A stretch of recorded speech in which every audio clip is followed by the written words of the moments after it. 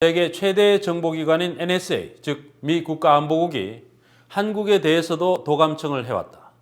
한국 관련 도청 기록을 갖고 있는데 정리해서 공개하겠다. NSA의 도감청 기록을 전 CIA 요원으로부터 입수해 폭로하고 있는 영국 가디언지 기자 그린왈드가 뉴스타파 취재진에게 밝힌 내용입니다. 뉴스타파는 최근 브라질 리우에서 열린 세계 탐사보도 총회에서 그린왈드를 만났습니다. NSA가 독일이나 멕시코 등 여러 나라 정상들의 전화를 도청했다는 의혹이 잇따라 불거지면서 한국의 최고위층에 대한 도감청 사실도 드러날 경우 큰 파장이 예상됩니다.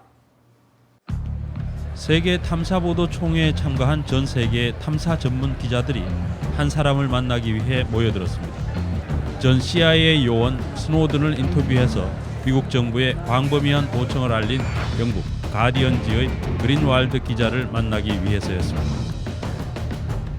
Talk a little bit about how the American surveillance state actually functions. Does it target the actions of Americans? NSA and the intelligence community in general is focused on getting intelligence wherever it can by any means possible. But I, sitting at my desk, certainly have the authorities to wiretap anyone from you or your accountant to a federal judge to even the president if I had a personal email. The first thing that Laura and I did when we got to Hong Kong was we put Snowden into a room for 6 hours, literally. We almost imprisoned him. We didn't let him go to the bathroom. We didn't give him any water. We didn't waterboard him or anything, but we did everything kind of short of that.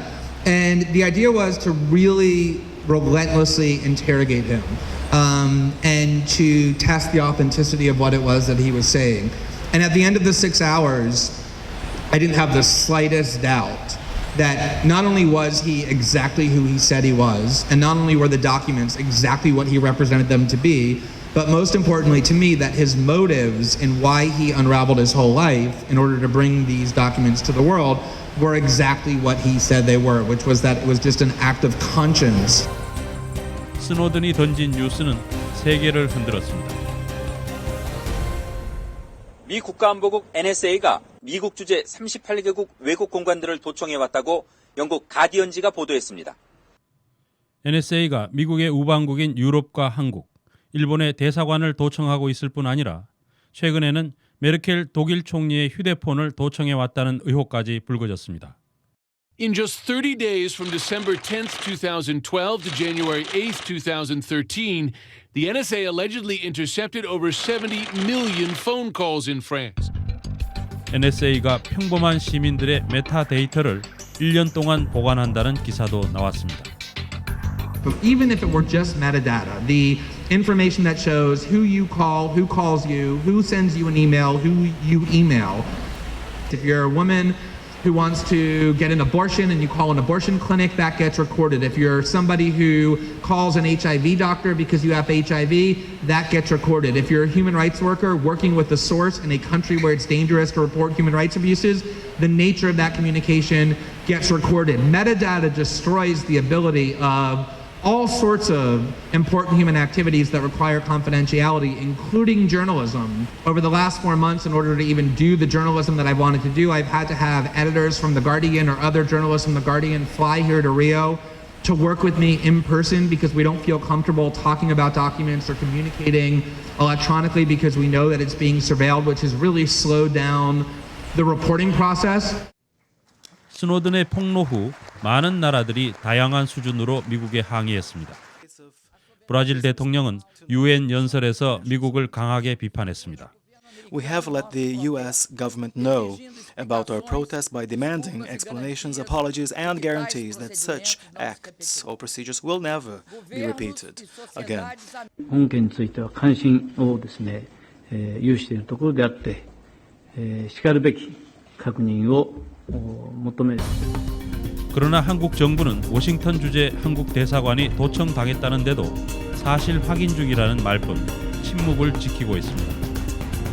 The first and the last response of the Korean government about your report, about your revelation, is that we are finding out facts, and that's it. We don't know if the Korean government has protested against the United government, NSA or something. So what do you think Korean government should do? one of the things that has happened is that governments around the world, including even the US government, don't actually know which documents we have. They don't know what Snowden took, they don't know what he gave us. And so often, many governments around the world, in response to these stories, have made claims that were false because they didn't realize that we had the documents that we could then publish, and that we did then publish continuously, that proved that what those governments were saying was actually untrue.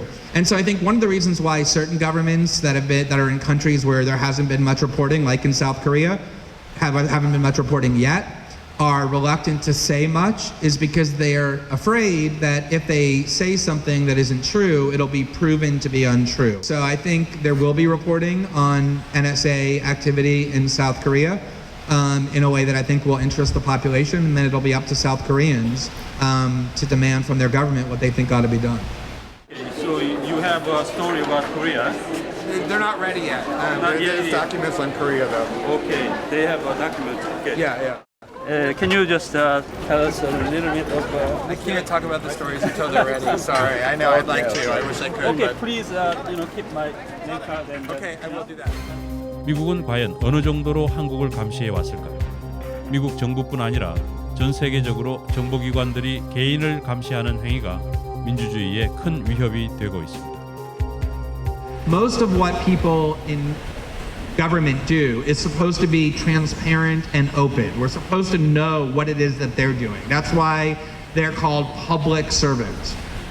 By contrast, we, people who are private individuals, most of what we do is supposed to be completely private. That's why we're called private individuals. That's a healthy, functioning society where we know about what those in power are doing, but they don't know anything about us.